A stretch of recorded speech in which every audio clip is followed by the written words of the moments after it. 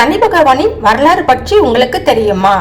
நவகிரகங்களில் மிகவும் சக்தி வாய்ந்தவராகவும் கர்மக்காரகன் என்றும் அழைக்கப்படுவர் சனி பகவான். இவர் சூரிய தேவன் மற்றும் சாயாதேவிக்கு புதல்வர் ஆவார். சூரியனின் மனைவியான ஷமிக்னா தேவி சூரியனின் வெப்பத்தை தாங்க முடியாமல் தனது நிழல் உருவமான சாயாதேவியை உருவாக்கிவிட்டு தவம் செய்ய சென்றார். இவ்வாறு சூரியனுக்கும் சாயாதேவிக்கும் பிறந்தவர் சனி பகவான். சனி பகவான் பிறந்தவுடன் அவரது பார்வை தன் தந்தை சூரியன் மீது விழுந்ததால் சூரியன் கருமை நிறமாக மாறியதாக நம் புராணங்கள் கூறுகின்றன.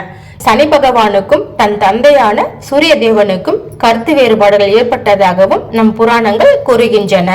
சனி பகவான் பின்னாளில் சிவனை நோக்கி கடுமையான தவம் இருந்து சிவனிடமிருந்து சனீஸ்வரன் என்ற பட்டத்தையும் பெற்றார்.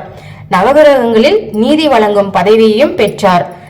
சனி பகவான் ஒருவரை துன்புறுத்த அவருடைய ராசிக்கு வருவதில்லை. மாறாக அவரின் அகந்தையை அழித்து அவருக்கு பொறுமை மற்றும் பணிவு வாழ்க்கை பாடங்களை கற்றுக் கொடுக்கவே வருகிறார். ஒருவர் செய்யும் பாவ புண்ணியங்களுக்கு ஏற்ப பலன்களையும் வழங்குபவர். இவர் பலன்களை மெதுவாக கொடுத்தாலும் இவருடைய தீர்ப்பு துல்லியமானதாக இருக்கும். இவருக்கு சனிக்கிழமை தோறும் விரதம் இருந்து காகத்திற்கு எள் நல்லெண்ணெய் கலந்த சாதம் வைத்து வழிபட வேண்டும்.